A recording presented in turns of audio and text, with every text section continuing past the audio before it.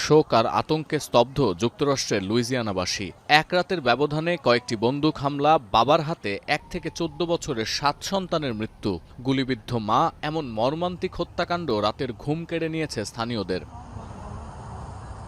Police জানিয়েছে, ঘটনার সূত্রপাত রোববার যুক্তরাষ্ট্রের স্থানীয় সময় ভোরে। সন্দেহভাজন হামলাকারী শামার এলকিন্স প্রথমে হ্যারিসন স্ট্রিটে এক প্রাপ্তবয়স্ক নারীকে গুলি করেন, যার কারণ এখনও স্পষ্ট নয়। এরপর ৭৯ নম্বর সড়কে নিজ বাসভবনে যান এবং শুরু করেন নতুন এক হত্যাযজ্ঞ।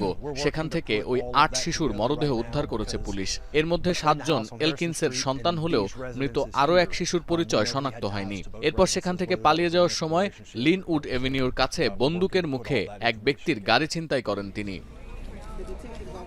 নোভা এলইডি টিভি, ঝকঝকে ছবি, নিখুঁত শব্দ, ৫ বছরের ওয়ারেন্টি। নোভা মানি সঠিক মান, নিশ্চিত সেবা।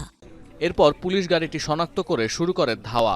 এক পর্যায়ে পুলিশ সন্দেহভাজন ওই ব্যক্তিকে লক্ষ্য করে গুলি চালায় এবং ঘটনাস্থলেই তিনি নিহত হন। কর্তৃপক্ষ জানিয়েছে, এতে কোনো পুলিশ কর্মকর্তা আহত হননি। লুইজিয়ানা স্টেট পুলিশ এখন এই বন্দুকযুদ্ধের বিষয়টি তদন্ত করছে এবং শ্রেভপোর্ট পুলিশ হত্যাকাণ্ডগুলোর তদন্ত চালিয়ে যাচ্ছে।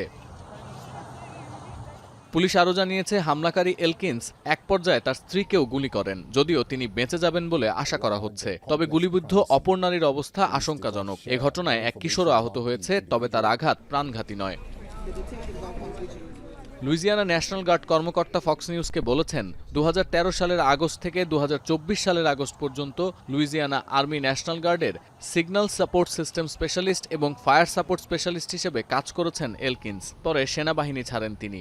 এই ঘটনা সংক্রান্ত কোনো তথ্য, ছবি বা ভিডিও থাকলে তা দিয়ে সহায়তা করতে স্থানীয়দের আহ্বান জানিয়েছে লুইজিয়ানা পুলিশ। সতীর্থ কর্মকার, এখন বিশ্ব।